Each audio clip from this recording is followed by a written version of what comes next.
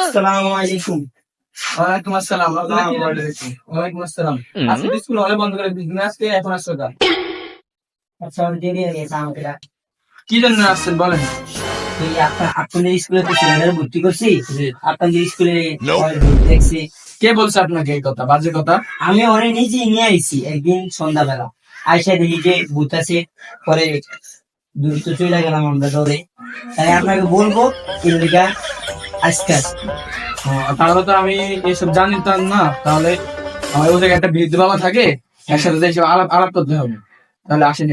আচ্ছা, তুমি বাসায় যাবো, আমি ছাড়ি দিয়ে